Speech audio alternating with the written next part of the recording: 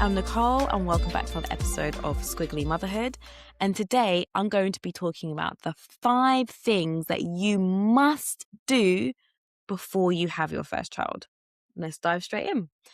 Make sure that you invest in your postpartum. Now, regardless of how you're giving birth to your baby, whether that's via C-section, whether that's vaginally, it's so important that you're thinking about what happens in your recovery, what happens after baby is born. Buy all the stuff that's going to make you feel as comfortable as possible. Some things that helped me, because as a mum that had 2 vaginal deliveries, having really comfortable underwear that was really baggy, that I didn't mind if it got a bit of blood on it because of postpartum bleeding. Just like really comfortable, big underwear was so important. Having my peri bottle as well, because the first week after having a baby can be a little bit stingy. So I bought one of those just in case. I thought about having loads of things to help me go to the toilet. Lactation was one of them. Having a step so my feet were slightly inclined when I went to go to the toilet, because some women have really bad constipation.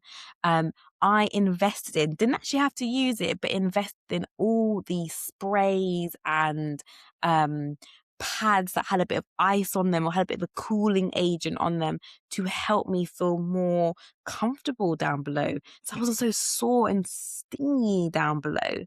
Just really doing your research and thinking about what's going to make me feel the most comfortable post-birth.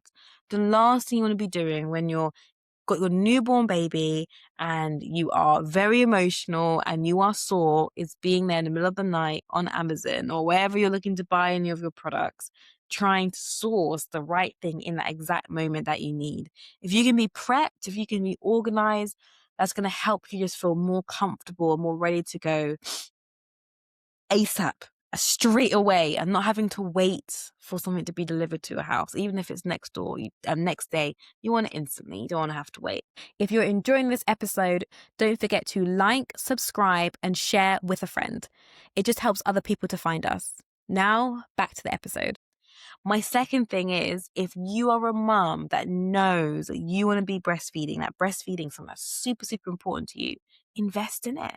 Invest in your breastfeeding journey, whether that's listening to podcasts, whether that's buying books, whether that's going to antenatal classes, speaking about breastfeeding, whether that's paid one, whether that's via NHS, whether that's speaking to friends who have breastfed, family members that have you want to be talking to people who have breastfed their children, not those who never done it but have an opinion. You want to get first-hand experience.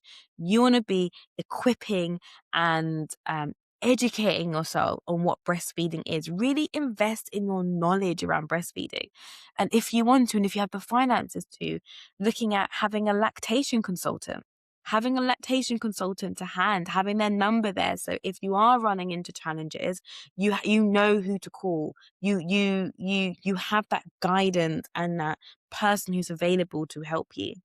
And if a lactation consultant is not what you can afford or not the route that you want to go down, then have the numbers of breastfeeding helplines that are available to you, and we'll add that information into the show notes. But there are national breastfeeding helplines that are available that are there to help mothers, women and individuals there being able to give mothers in real time breastfeeding support and help. Have those numbers down. Know where your local breastfeeding clinic is. Know where you're going to go. Make sure you're resourced up and you're not waiting thinking breastfeeding's natural. My baby's just going to latch on. Not going in with that attitude, but really resourcing yourself, really educating yourself, really being, what do I always say, intentional with your life and how you want to do things. So you have the people there who can help you. And again, if you're really, somebody who knows that they want to breastfeed and wants to make sure that regardless of, you want to get the best support or the support that's available to you, to know that you've done everything you could to have a smoother breast journey as you can, ask people to pay towards getting a lactation consultant. People will come and they will give you gifts when baby's born. I remember I received flowers with my firstborn. I remember thinking, what am I going to do with this? But that same flowers, the money towards that could have been used towards a lactation consultant. or, any other gifts that people are giving you. Sometimes blankets. Oh my gosh, how many blankets and muslins do you need? But sometimes some of that stuff can be gifted towards something that you may really want, and that could be a lactation consultant. If you know breastfeeding is something that you absolutely want to do, and without it, you would feel a grief and a sense of loss. My tip number 3 is save up for some clothes. Your body changes so much after you have a baby. Oh my goodness. Just being able to put some money aside to get a brand new wardrobe that matches your new body, but also your new identity. That is, I think someone gave that to me. I was like, that's the best piece of advice to give. Put some money aside, however much you can, to get yourself some new clothes, to give yourself a bit of a glow up once baby's here. And a big one, tip number 4, make sure your partner understands postpartum and how your emotions can be all over the place and how you may say and do things that you don't actually mean.